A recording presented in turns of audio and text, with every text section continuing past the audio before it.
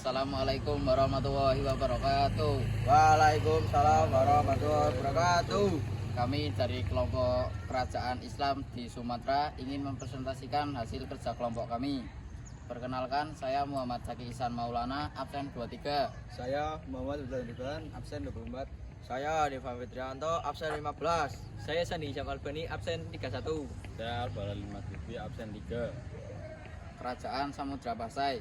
Kerajaan Samudra Pasai merupakan kerajaan Islam pertama di Indonesia yang berdiri di wilayah Aceh pada abad ke-13. Kerajaan ini didirikan oleh Murah Silu Sultan Malik Al-Saleh pada tahun 1267 Masehi.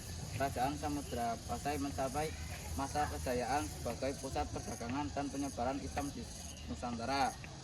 Ini pendiri Kerajaan Samudra Pasai. Ya. Lanjut. Ya, Lanjut. Next. Sejarah singkat Kerajaan Samudra Pasai.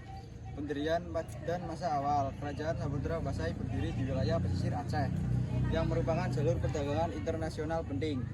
Merau Silu Pada Kliwal.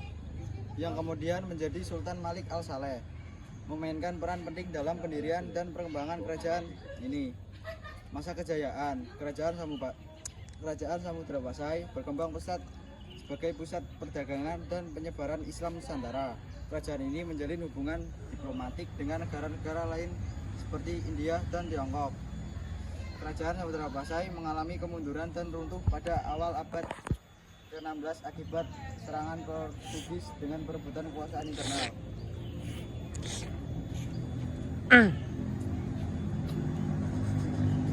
Kerajaan Islam yang pernah berkuasa di Aceh, Sumatera Utara dan menjadi kekuatan regional utama di Nusantara pada abad ke-16 dan 17.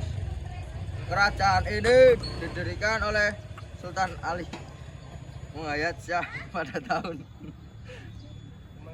1000. Perkembangan Kesultanan Aceh. Pendirian Sultan Ali Muhayyad Shah dinobatkan sebagai sultan pertama pada tahun 1496. Puncak.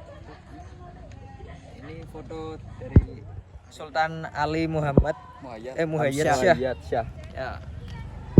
Puncak kejayaan di bawah pemerintahan Sultan Iskandar Muda, Aceh mengalami masa kejayaan termasuk penaklukan Pahang dan serangan ke Melaka. Perlawanan terhadap Portugis. Kesultanan Aceh dikenal karena perlawanannya yang kuat terhadap pengaruh Portugis di Selat Malaka dan sekitarnya. Pusat pembelajaran Islam. Aceh menjadi pusat pembelajaran agama Islam di Barat Nusantara.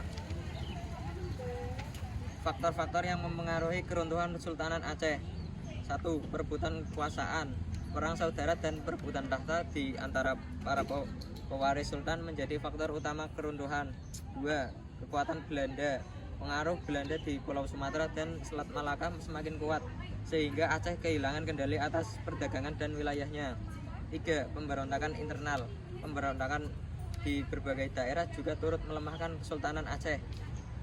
Kerajaan Samudra Pasai dan Aceh Darussalam adalah dua entitas politik Islam yang memainkan peran sentral dalam sejarah Sumatera dan perkembangan Islam di Sumatera.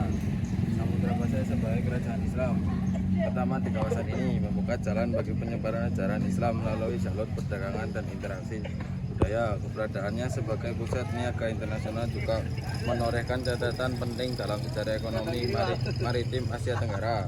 Aceh Darussalam yang muncul kemudian mewarisi dan mengembangkan kejayaan Islam di Nusantara, di Sumatera di bawah kepemimpinan yang kuat, terutama pada masa Sultan Iskandar Muda. Aceh menjelma sebagai kekuatan regional yang disegani, mengontrol jalur perdagangan strategis dan menjalin hubungan diplomatik dengan berbagai kekuatan dunia.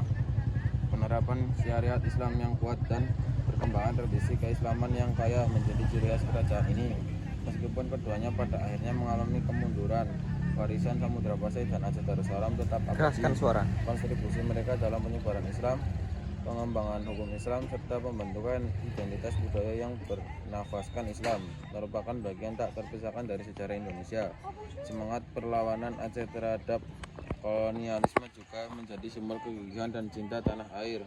mempelajari sejarah kedua, kerajaan ini memberikan pemahaman yang lebih mendalam tentang akar peradaban Islam di Nusantara dan jejaknya yang terus terasa hingga kini.